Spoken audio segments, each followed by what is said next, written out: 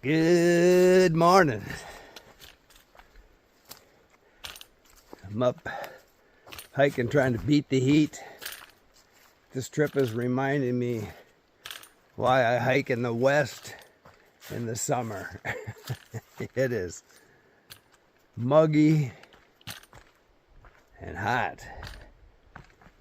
So the first day you hike in weather like this, you smell like garbage and you feel like garbage. You know it's hot when you only have a few miles in at 6:30 in the morning and you've already jumped in the creek twice. Luckily I'm in the Cascade River section of the trail. There's plenty of water to jump into, but lots of ravines, lots of ups and downs this morning, and I'm sweating like a steam pipe.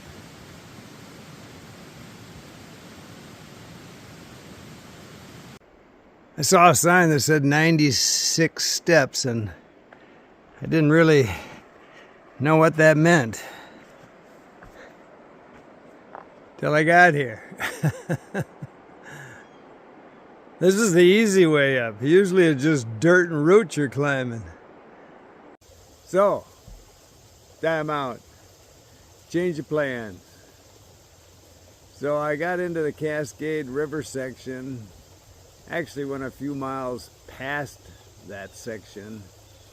And it was just so blasted hot, I decided, you know what? I ain't doing this anymore. I'm going to Isle Royale. So backtracked, came out at, I saw a sign. I really didn't know what was going to be down by the road. I just kind of lucked out. I saw a sign that said Cascade Lodge, so I followed that trail down to the highway, and I knew I was going to have to hitchhike all the way back to Jay Cook from there, so I thought I better smell much better than I did and look much better than I did. So I went in. I couldn't, there was supposed to be a restaurant there someplace and I didn't see it, so I went into the lodge and asked the guy where the restaurant was, and he pointed down the road a bit. It's part of the same complex, I think. But I also noticed that they had property across the highway on Lake Superior, so I asked him if that was his land, and he said yeah, and I asked him if I could, after I have breakfast, go over there and clean up, take a little swim bath, and he said, well, I've got a bathroom and a laundry in the basement, go use that. And he let me use his laundry and his bathroom. I got all cleaned up, I washed my clothes, took a little sponge bath, smelled much better. Went and had a great breakfast, so thank you, Cascade Lodge.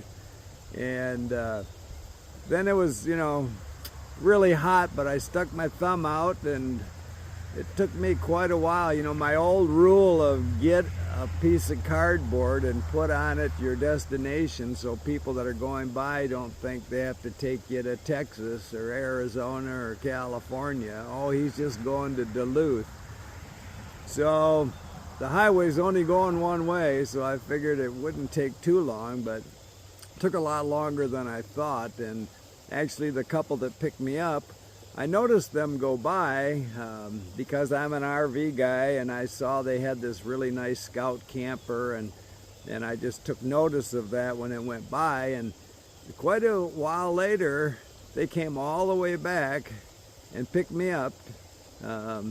He was a hiker and had hiked part of the Superior Trail, and anyway, they picked me up, put my gear in their camper, and took me all the way to Silver Bay. And they weren't even going that far. They were going to a state park just prior to that, but they took me all the way down there because I had a resupply box there, and it was Sunday, so I was gonna have to spend the night there to get my resupply box before I hitched further. And they even offered to come back and get me the next day, but you know, they were on vacation, they had plans, and it was gonna be later in the day, so I just found a little hidey hole behind, I don't know, some truck garage or something, So I was stealth camping behind, I think, a road commission building. I don't know, there was a tractor trailer there, nice bush on one end, so I was kind of hidden back in there. There was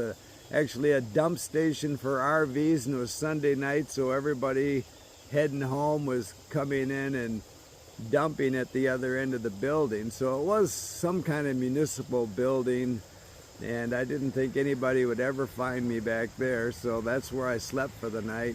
Got my box in the morning, and then I stuck my thumb out and picked up a ride almost immediately. Took me all the way to Duluth. Another really nice guy who had to pick up his girlfriend or something, but said he would come back and get me and take me to Jay Cook, but he didn't know how long it would be. So again, I just found a bus. Now I'm in Duluth, so I got on their bus system, went to the transit center, and then got on the bus that would take me as far south out of Duluth as the bus would go, and down around Superior.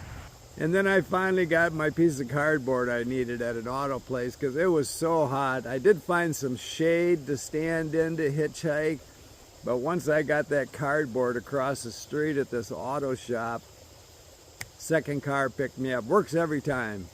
And it was an older couple that had a doctor's appointment. Again, nice people. They wanted to take me all the way to Jay Cook, but they had this doctor's appointment, and they said, after the doctor's appointment, we'll come back and get you. Well, I might be fried by then. It was so hot.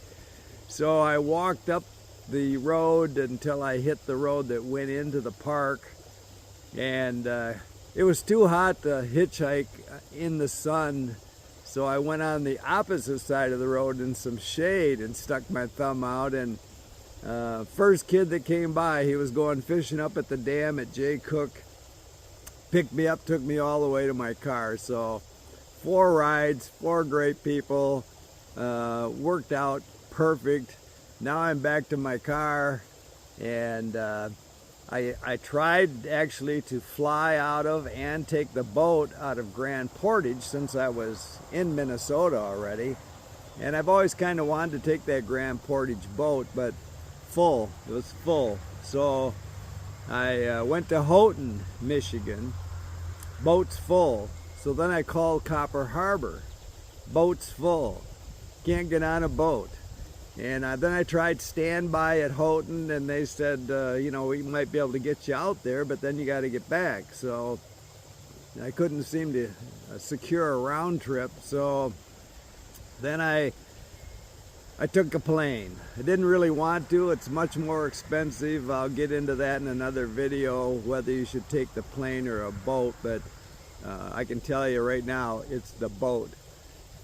But I did get a plane and made it to Isle Royale, and so the rest of the video series here is going to be 8 days on Isle Royale.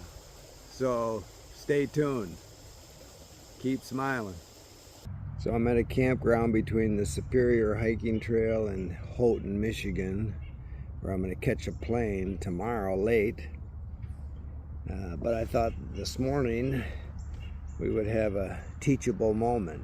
So when I say bring needle and thread in your first aid kit for gear first aid, I don't mean to bring some ultra light little needle that you can't push through anything. I mean bring a big monster like this that you can put your saddle horn back on your saddle with, because this stuff is tough material, and trying to get it through webbing, and you'll just bend a small needle.